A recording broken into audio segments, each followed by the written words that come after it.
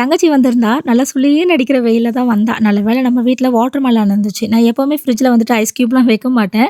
அப்புறம் அதுலேருந்து ஆளுக்கு ஒரு பீஸ் கட் பண்ணி சாப்பிட்டோம். சின்ன வாட்டர் மெலன விட இந்த மாதிரி பெருசா வாங்குனா நல்லா டேஸ்ட்டா இருக்குது. என்ன சின்னது ரூ. 30 ரூ. 50லாம் கிடைக்கும். இந்த பெருசு பார்த்தீங்கன்னா ரூ. 200 வாங்கிட்டாங்க. பட் ரூ. 200க்கு ஒர்த்து தான். செம்ம டேஸ்ட்டா இருந்துச்சு. அப்புறம் வந்துட்டு சாப்பாட்டுக்கு சாம்பார் வச்சிருந்தேன். அதுக்கு சைட் டிஷ்ஷா கோவக்கா ஃப்ரை பண்ணியிருந்தேன். நான் எப்பவுமே கோவக்காய நீள நீளமா தான் கட் பண்ணுவேன். இந்த முறை சுட்டிக்கா நம்ம வேற அந்த டைம் அழுதுட்டே இருந்தாளா, அப்ப அவள சமாளிச்சுட்டு அவ நெத்தியில ஒட்டி விடலான்னு ரவுண்ட் ஷேப் கட் பண்ணேன் பாருங்க. அப்படியே மறந்து பேசிட்டே ரவுண்ட் ஷேப்லயே கட் பண்ணிட்டேன். ரெசிபி எப்படி பண்ணேன்னா, நல்லா கடாயில எண்ணெய், கடுகு, உளுத்தம் பருப்பு, கருவேப்பிலை, வரமிளகாய் போட்டு இந்த காயும் சேர்த்துக்கோங்க. இதுக்கு ஒரு பொடி சேர்த்தா சூப்பரா இருக்கும். இது அப்படியே ஒரு ஸ்கிரீன்ஷாட் எடுத்துக்கோங்க. இது கூட வந்துட்டு பார்த்தீங்கன்னா, ஒரு 1/4 ஸ்பூன் மட்டும் அதுக்கு கம்மியா முழு மிளகு சேர்த்துக்கோங்க. அவ்வளோதான். சாரி மிளகு இல்ல. மிளகு வந்துட்டு சும்மா ஒரு 4, 5 சேர்த்துக்கோங்க. என்ன மாரி அதிகமா சேர்த்துக்க வேணாம். நான் சொன்னது வந்துட்டு தனியா, முழு தனியா. அது வந்துட்டு ஒரு 1/4 ஸ்பூனுக்கு கம்மியா சேர்த்துக்கோங்க.